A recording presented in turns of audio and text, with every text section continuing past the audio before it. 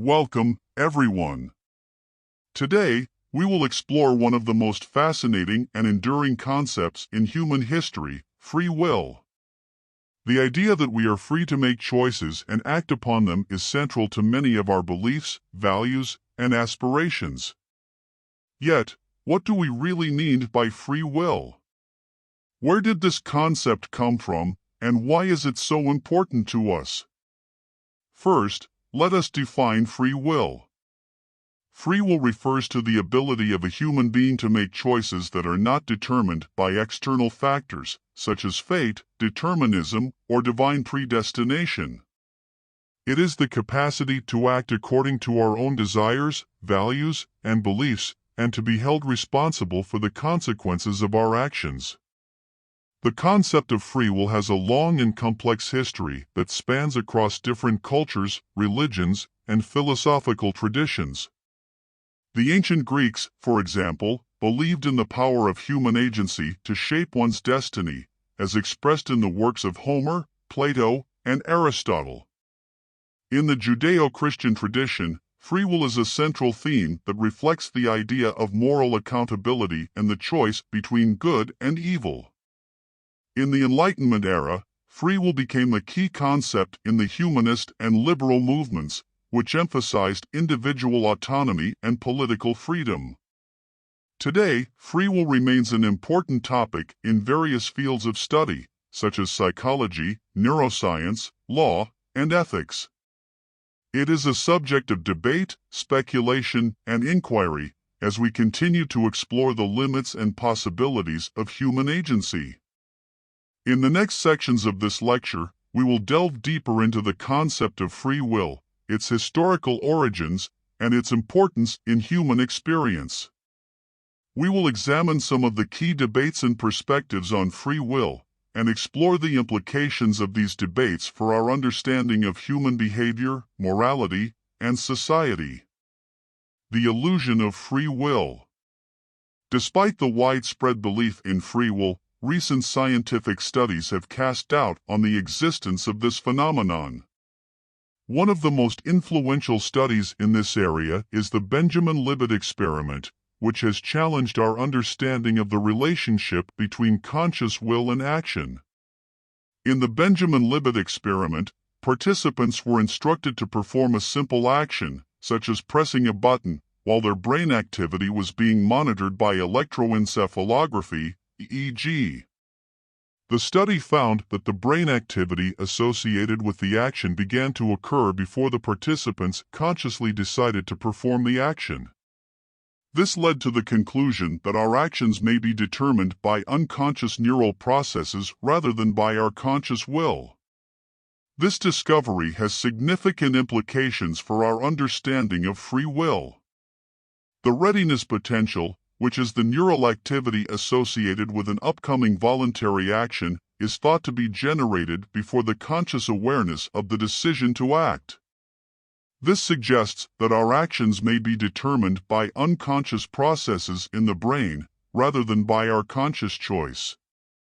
However, the Libet experiment also found that participants had the ability to veto their own actions after the readiness potential had been generated.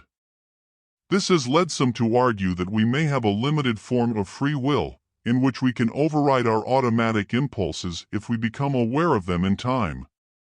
Despite the significance of the Libet experiment, some researchers have criticized the study for its methodology and interpretation. For example, some studies have shown that the EEG signals used in the Libet experiment may not be precise enough to detect the exact moment of decision-making. Furthermore, the experiment only tested simple actions and may not be generalizable to more complex decision-making situations. To address these criticisms, researchers have conducted replication and extension studies of the Libet experiment. For example, the Bode et al. Study used more precise measures of brain activity and found that the readiness potential could be detected even earlier than in the original study. The Fried et al. Study used direct brain recordings in patients undergoing brain surgery and found that the neural activity associated with decision-making occurred up to 7 seconds before the conscious awareness of the decision. Another perspective on the illusion of free will is the predictive coding model of decision-making. This model proposes that the brain generates predictions about the environment based on previous experiences and sensory input, and then compares these predictions to incoming sensory information to update its model of the world. This process occurs both in a top-down manner, in which the brain uses prior beliefs to shape incoming sensory information, and in a bottom-up manner, in which the brain uses sensory information to update its beliefs. The Bayesian brain hypothesis, which is related to the predictive coding model, suggests that the brain is constantly computing probabilities of different outcomes and adjusting its actions accordingly. This implies that our actions may be determined by our past experiences, beliefs, and expectations, rather than by our conscious will. The role of priors and prediction errors is crucial in the predictive coding model, as they determine how the brain updates its beliefs and predictions. This means that our choices may be influenced by unconscious processes that are shaped by our past experiences and expectations. In conclusion, the illusion of free will is a complex and controversial topic that has significant implications for our understanding of human behavior and society. The Benjamin Libet experiment and the predictive coding model of decision-making are two important perspectives that challenge the traditional notion of free will and suggest that our actions may be determined by unconscious processes in the brain. The neuroscience of decision-making. While the illusion of free will challenges our traditional understanding of conscious decision-making, the field of neuroscience has revealed the intricate neural processes that underlie our choices and actions. In this section, we will explore some of the key neural correlates of decision-making and how they interact with each other to shape our behavior. One important neurotransmitter that plays a role in decision-making is dopamine. Dopamine is associated with reward processing and motivation, and is released when we anticipate or receive a positive outcome. This reinforces behaviors that lead to positive outcomes and shapes our future decision-making. Serotonin is another neurotransmitter that affects decision-making, particularly in social contexts. Serotonin is associated with mood regulation, social behavior, and aggression. Low levels of serotonin have been linked to impulsive behavior and risk-taking, while high levels of serotonin have been associated with more cautious and socially cooperative behavior. Oxytocin is a hormone that plays a role in social bonding and trust. It has been shown to increase generosity, empathy, and cooperation in decision-making contexts. Oxytocin has also been linked to the formation of attachment bonds and the regulation of stress. The basal ganglia is a brain region that plays a critical role in habit formation and reinforcement learning. The basal ganglia consist of several interconnected subregions, including the striatum and the substantia nigra. The striatum is involved in reward-based learning, while the substantia nigra is involved in the initiation and regulation of movements. The prefrontal cortex is another important brain region that plays a role in decision-making. The prefrontal cortex is involved in executive functions, such as working memory, attention, planning, and inhibition. It also plays a crucial role in goal-directed behavior and the integration of information from multiple sources. The insula is a brain region that is involved in emotional processing and interoception. Interoception refers to the awareness of internal bodily sensations, such as hunger, thirst, and pain. The insula plays a role in integrating these bodily signals with emotional and cognitive processes and may influence decision-making through its interaction with other brain regions. The interaction between these different neural processes is complex and dynamic, and depends on the context, the task, and the individual's goals and motivations. For example, a decision involving a reward may activate the dopamine system and the basal ganglia, while a decision involving a social interaction may activate the oxytocin system and the prefrontal cortex. In conclusion, the neuroscience of decision-making provides a deeper understanding of the neural mechanisms that underlie our choices and actions. The interplay between different neurotransmitters and brain regions highlights the complex and dynamic nature of decision-making and suggests that our behavior is shaped by a combination of conscious and unconscious processes. Understanding these neural processes may have implications for the development of interventions and treatments for decision-making disorders, such as addiction and impulsivity. The implications of determinism. The idea that our actions and choices may be determined by prior causes and conditions raises profound questions about moral responsibility, free will, and the role of society in shaping human behavior. In this section, we will explore the different interpretations of determinism and how they relate to our moral and legal systems. Determinism can be understood in different ways, depending on the extent to which it limits human agency and the role of chance in shaping events. Hard determinism is the view that all events, including human actions, are determined by prior causes and conditions, and that free will is an illusion. Soft determinism, on the other hand, acknowledges the existence of human agency, but argues that our choices are still influenced by prior causes and conditions. Fatalism is a related concept that emphasizes the inevitability of events and the impossibility of changing them. Fatalism can be seen as a more extreme version of determinism, in which all events are predestined and immutable. Determinacy, in contrast, emphasizes the predictability of events based on prior causes and conditions, but allows for the possibility of change through human intervention. The debate on the compatibility of determinism and moral responsibility is complex and multifaceted. One argument against the compatibility of determinism and moral responsibility is the Frankfurt-style cases, which suggest that even if our actions are determined, we can still be held responsible for them if we have the capacity to reflect on our motives and values. The control principle argues that we are morally responsible for our actions only if we have the capacity to control them, regardless of whether they are determined or not. The manipulation argument, in contrast, suggests that we are not morally responsible if our actions are influenced by external factors that we have no control over. The luck argument highlights the role of chance in shaping our lives and argues that moral responsibility is based on luck rather than on our capacity for choice. The potential impact of determinism on our legal and moral systems is also significant. The insanity defense, which argues that a defendant is not responsible for their actions due to mental illness, raises questions about the extent to which external factors can influence behavior.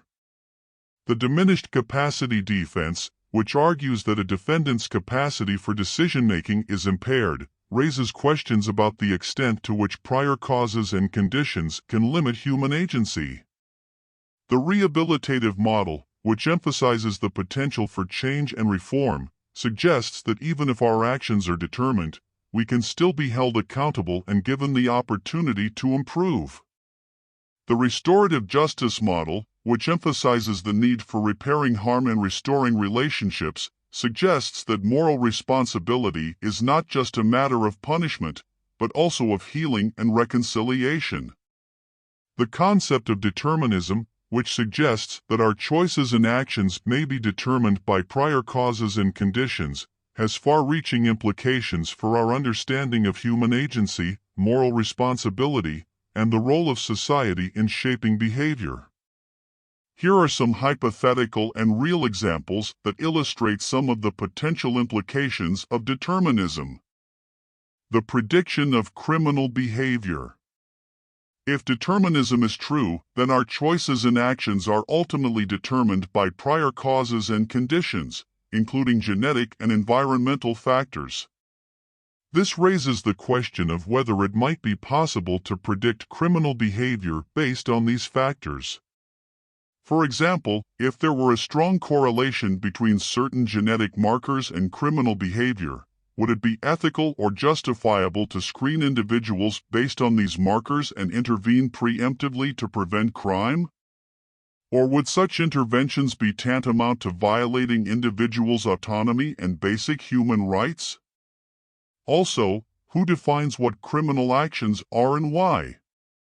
Many actions we view as normal human behavior were once viewed as criminal behavior. Take homosexuality, for example, in Victorian Britain, or a white person marrying a black person in 1960s America. This provides a worrying precedent for lawmakers to impose harmful social norms and modes of viewing morality on those who are conditioned by being brought up in such societies. The elimination of personal responsibility. If determinism is true, then our choices and actions are ultimately determined by prior causes and conditions, rather than by our own agency or free will. This raises the question of whether it makes sense to hold individuals morally responsible for their actions. If, for example, a person commits a crime due to a combination of genetic and environmental factors that were outside of their control, is it fair to punish them as if they had full agency and responsibility? Or does determinism require us to adopt a more nuanced and compassionate approach to justice, one that takes into account the complex and interconnected factors that shape human behavior? The loss of human dignity. If determinism is true, then our choices and actions are ultimately determined by prior causes and conditions, rather than by our own agency or free will. This raises the question of whether it undermines the inherent dignity and value of human beings.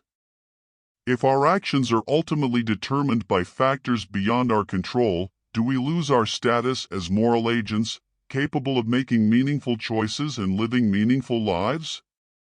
Or can we still affirm the value and dignity of human beings, even in a deterministic universe, by recognizing our capacity for empathy, creativity, and social connection? In conclusion, these hypothetical examples illustrate some of the potential implications of determinism for our understanding of human agency, moral responsibility, and human dignity. While determinism challenges our traditional notions of free will and moral responsibility, it also highlights the role of external factors in shaping behavior, and the potential for social and institutional change to promote greater justice and well-being. Understanding these implications may have profound implications for how we think about justice, human rights, and the nature of the human experience. The loss of personal identity. If determinism is true, then our choices and actions are ultimately determined by prior causes and conditions, rather than by our own agency or free will.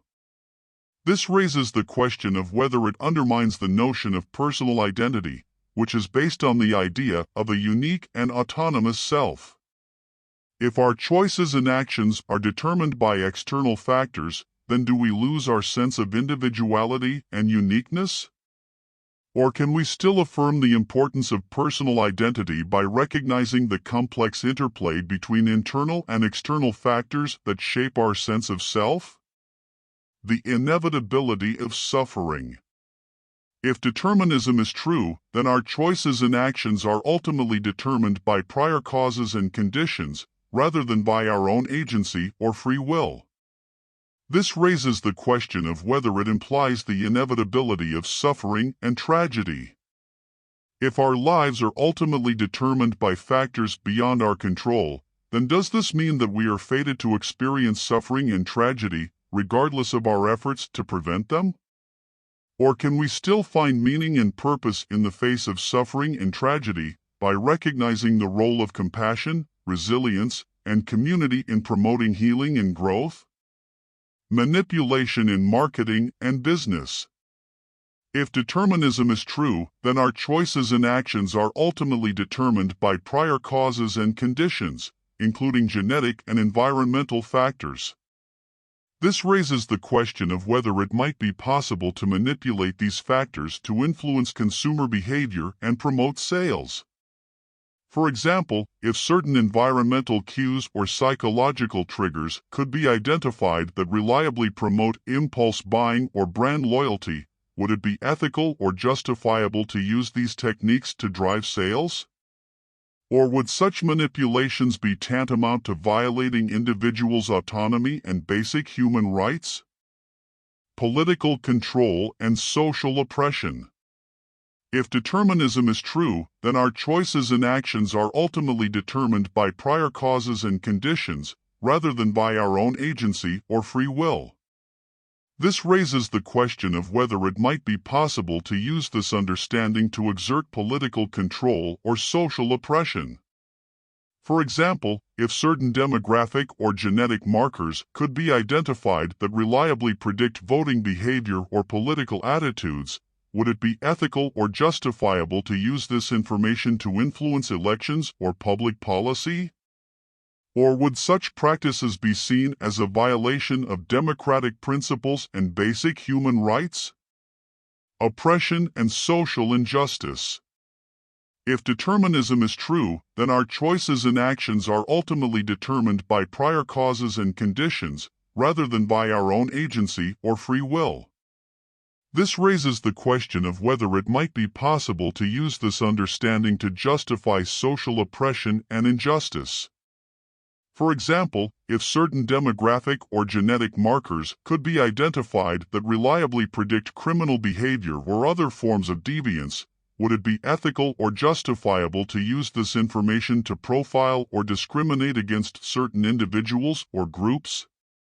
Or would such practices be seen as a violation of basic human rights and principles of social justice? These examples illustrate the complex and far-reaching implications of determinism for our understanding of human agency, personal identity, and the nature of suffering and tragedy. While determinism challenges our traditional notions of free will and moral responsibility, it also invites us to think more deeply about the role of external factors in shaping behavior and the potential for social and institutional change to promote greater well-being and flourishing. Understanding these implications may have profound implications for how we think about ourselves, our communities, and the world around us.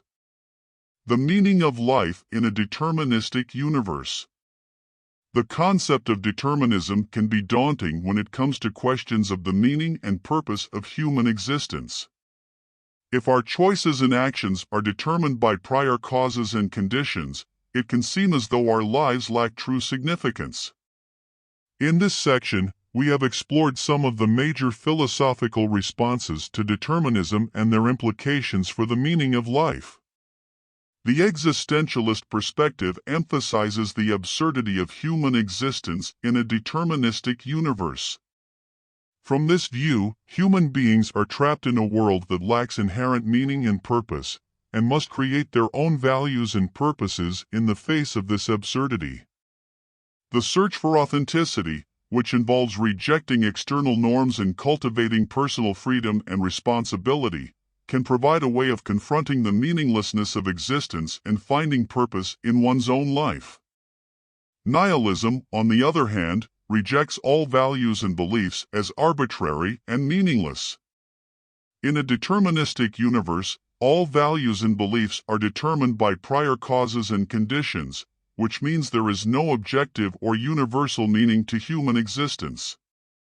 Nihilistic art and literature often emphasize the futility of human striving and can be seen as a way of confronting the harsh realities of a deterministic universe. The Stoic response to determinism emphasizes the acceptance of fate and the cultivation of inner peace and virtue. From this perspective, human beings are part of a larger cosmic order that is governed by deterministic laws. The key to a meaningful life is to accept one's place in this order and cultivate one's own character and values. The cultivation of reason and virtue can provide a way of achieving inner peace and flourishing, regardless of external circumstances. Lastly, the humanist response to determinism affirms human dignity and agency and promotes social justice and human flourishing.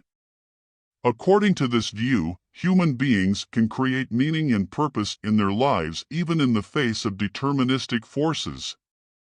The recognition of human dignity and the promotion of social justice and human flourishing can affirm the value and significance of human life, even in a deterministic universe. However, despite these philosophical responses, determinism may still lead some to a fatalistic conclusion. If our choices and actions are ultimately determined by prior causes and conditions, it can be difficult to see how we have any real agency or control over our lives. In this sense, the search for meaning and purpose may be futile, as our lives are predetermined and beyond our control. Throughout this audiocast, we have explored the concept of free will and determinism and the various ways in which they shape our understanding of human behavior, decision-making, and the meaning of life. We have examined the empirical evidence that challenges our traditional notions of free will, and the philosophical responses that attempt to reconcile the deterministic nature of the universe with our human aspirations for agency and meaning. In summary, we have seen that the illusion of free will is a complex and controversial topic that has significant implications for our understanding of human behavior and society. The neuroscience of decision-making provides a deeper understanding of the neural mechanisms that underlie our choices and actions. The debate on the compatibility of determinism and moral responsibility raises profound questions about the nature of human agency and the role of society in shaping behavior.